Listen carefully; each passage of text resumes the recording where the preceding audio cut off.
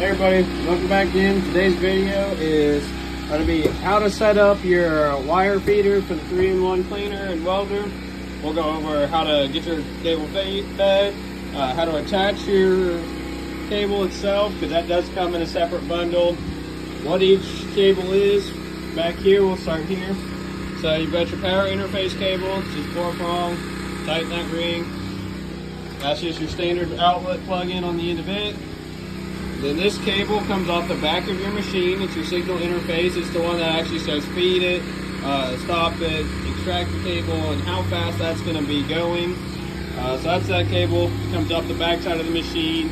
If you've got your grounding cable back there too, to open this up, it comes with a set of, It comes with a set of keys. So you just unlock it, open your door. That's what you're going to see. You got a nut right here. That spins off. And just go ahead and put that anywhere. And this is where you've got your spool right here. Just slides on and off, no biggie. And just put that on. And undo it. More than likely, the end of your wire is going to be sticking through a hole here, so you'll just want to cut that. Break it out. Make sure you're running your cable underneath. It's going to come into here. Alright, then so you have these little bushing guides right here. You've got 2 of them. You're going to want to make sure that your machine has these correct ones installed. Mine came with 0.8 and 1.0 millimeter guide rollers on it. However, the wire I received was 1.2. Then they sent you 2 other rollers that are a 1.2 and a 1.6 millimeter groove, so you gotta swap those out. Super easy. Got a thumb screw here,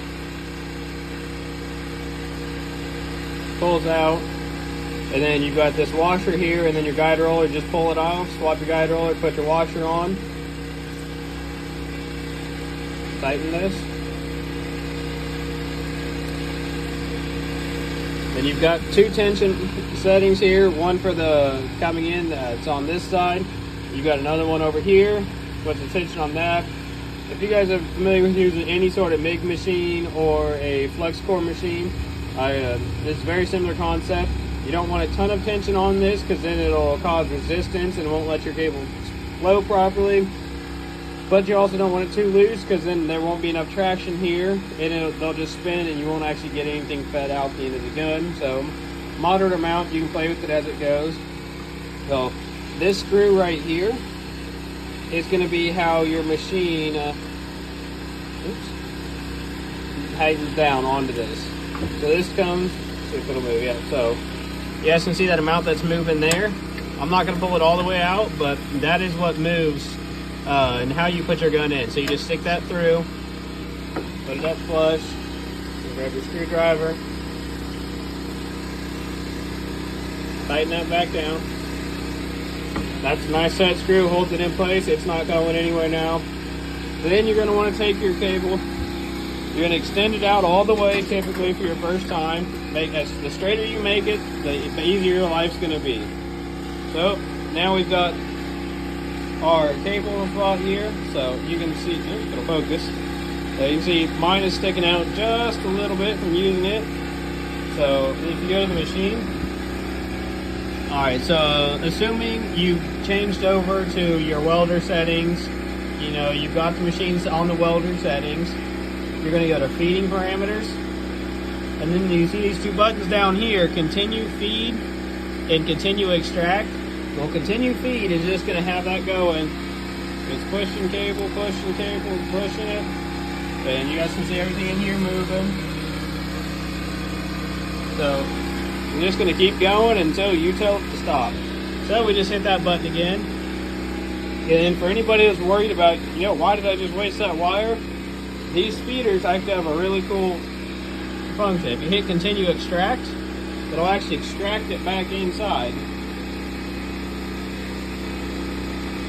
And that's going at the same rate that it was pushing it out. So if you accidentally feed too much, you don't have to worry. It's just that simple. Push a little bit more out, so doesn't go back in. And guys, that's almost everything you need to know. So this spot here is going to go on your gun. Here, let me put this in the sand real quick so it'll be easier to show y'all. So you grab your gun, and you're going to want to take this screw out.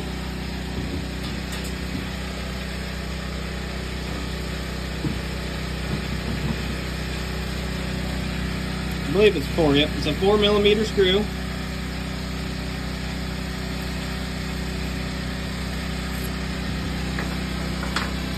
You take your wire screw, stick that in,